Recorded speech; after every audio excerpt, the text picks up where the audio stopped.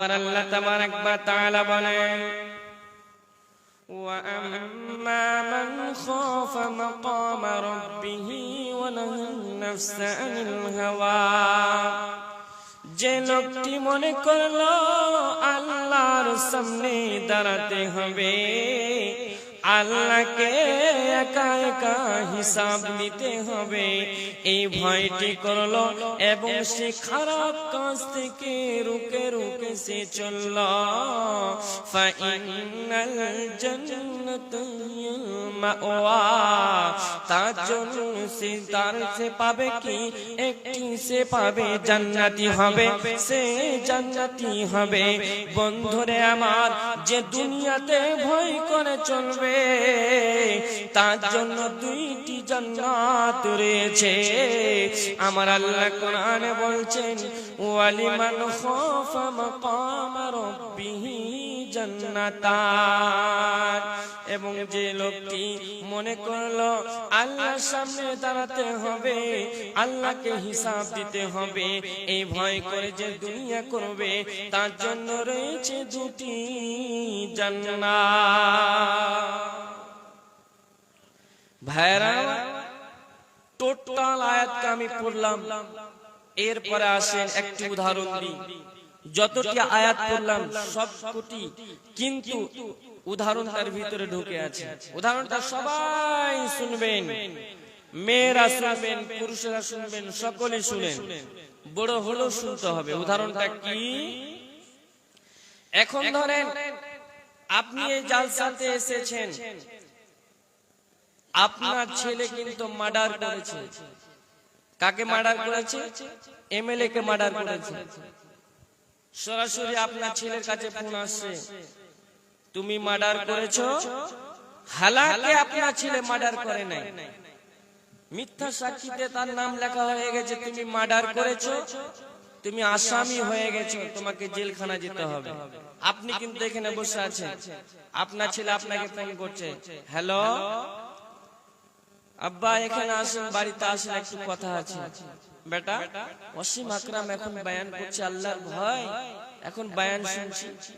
Phone কাটলেন, আবার phone করছে, আবার ওই আবার ফোন করলো। সেটা গিয়ে বলছেন কি হলো? যে কয়েকদিন আগে এমএলএ খুন হয়েছিল, সে আসামিটা আমাকে প্রথম নাম্বার ধরেছে যে আমি মার্ডার করেছি। এবার বলেন আপনি কি এখন জালসা শুনবেন না বাড়ি যাবেন? বাড়ি গিয়ে কি আপনি চুপ হয়ে বসে যাবেন? জি না, আপনি গিয়ে পরেশান হবেন। আপনার ছেলেকে বলবেন তোমার শ্বশুরকে লাগাও, তোমার বড় শালাকে লাগাও, তোমার মামা শ্বশুরকে লাগাও, এমএলএ কে লাগাও, আর এক এমএলএ কে লাগাবেন, প্রধানকে লাগাবেন, আপনার জেলা সভাতে যে দাঁড়িয়ে আছে, একদম যেন শান্তি পরিবেশটা যেন চঞ্চল হয়ে উঠে গেল, যেন মন ভালো নাই। স্ত্রী পরেশান হয়ে দাঁড়িয়ে আছে, স্বামী আমার জেলখানা যাবে, জেলখানার ভাত খাবে, এই করতে করতে ছোট্ট বাচ্চাগুলো কাঁদছে। আপনার আম্মু এসে স্বামীকে এসে বলছেন, হ্যাঁ গো ছেলেটা কিছু হলো না কি হবে, ছেলেটা কি যে আপনার কিংবা জেলখানাতে ভাত খাবে? এই করতে করতে করতে করতে এখন বাজে কয়টা? 7টা ধরেন, 7টা থেকে 8টা হয়েছে, 8টা থেকে 9টা অব্দি পেরেশান, 9টা থেকে আপনি 10টা অব্দি পেরেশান হলেন, 10টা হতে হতে আপনার কিংবা 11টা হয়েছে, 11টা হতে হতে আপনার 12টা হয়েছে। এই করতে করতে 2টা অব্দি পেরেশান হয়ে থাকলেন। এরপরে আপনার মোবাইলে ফোন আসছে, এমএল আপনার কিংবা থানার বড় বাবু ফোন করেছে। ফোন করে কি বলছে? যে তোমার ছেলেটা মার্ডার করে না, তার নাম কাটা গেছে। এবার বলেন আপনারা কি জেগে থাকবেন রাত 2টার সময় না ঘুমিয়ে যাবেন? অবশ্যই ঘুমিয়ে যাবেন। যখন ঘুমিয়ে যাবেন ছেলেকে বলবেন যাকে যাকে তুমি ফোন করেছো ফোন করে দাও, তারা যেন ঘুমিয়ে যায়। এবার বলেন আপনার ছেলেটা ঘুমিয়ে গেছে, আপনি ঘুমালেন, সকলেই ঘুমালেন। 2টা থেকে আপনার 3টা হয়েছে, 3টা থেকে 4টা হয়েছে। 4টার সময় মুয়াজ্জিন মসজিদ থেকে আজান দিচ্ছেন, আসসালাতু খায়রুম মিনান নাওম। ঘুম থেকে নামাজ ভালো, আপনি উঠেছেন, আপনার স্ত্রী উঠল, আপনি উজু করে মসজিদ থেকে নামাজ পড়ে যাচ্ছেন।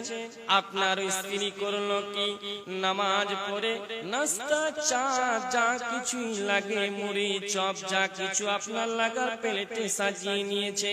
এবার ঘটনা হলো কি, আল্লাহ তাবারাক ওয়া তাআলা আপনার বাড়ির গেটের সামনে জাহান্নামের লিস্ট পাঠিয়ে দিয়েছে। অমুক তারিখে তোমার ছেলে নামাজ পড়ে নাই, অমুক তারিখে ঘুষ খেয়েছে, অমুক তারিখে সুদ খেয়েছে, তোমার ছেলে আসামি হয়ে গেছে। তুমি সুন্দরভাবে চা খেলে, নামাজ পড়লে, ঠিক আছে। যখন ছেলে শুয়ে আছে, অলসতাতে শুয়ে থাকলো, সে নামাজ পড়তে উঠলো না, অমুক তারিখে অমুক দিনে সেদিন কঠিন কিয়ামতের মাঠে বন্ধুরে আপনার ছেলে জাহান্নামের ভিতরে ঢুকবে।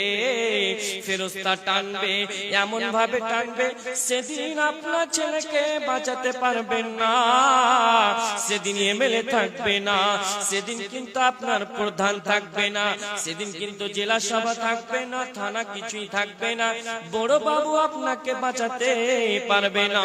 সেদিন কিন্তু আপনার ছেলেকে ফেরেশতারা জাহান্নামের ভিতরে টানবে।